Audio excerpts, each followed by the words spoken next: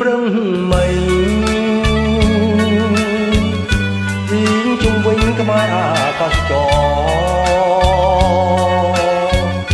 អូឡាបលឿងក្រហមសគឺថាមិនអបាទស្រងអើយប្រហែលគ្នាស្រងមួយណាដែលខ្ញុំលួចស្នេហ៍ពីពណ៌គួរយួរយំជាងគេមានខ្សែភ្នែកស្នេហ៍ស្រទន់សង្ឃឹមថាបានតែលោមិនបានលោកតែស្មានមិនត្រូវ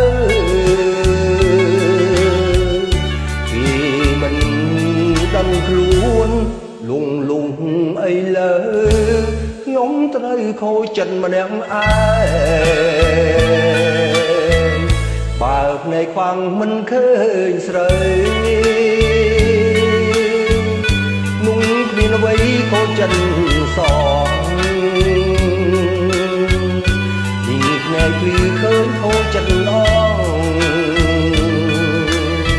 ស្រណោះខ្ញុំ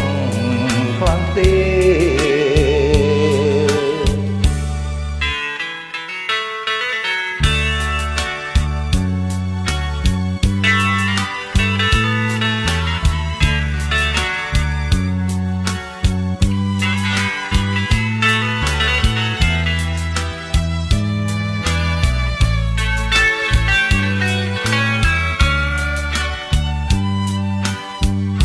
សង្ឃឹម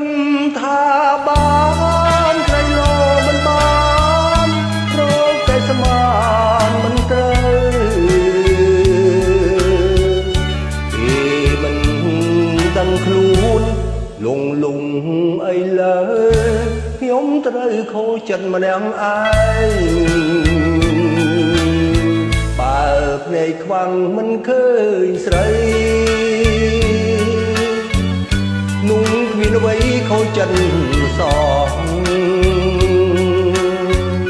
ยิ่งភ្នែកភ្លឺឃើញខូចចិត្តអ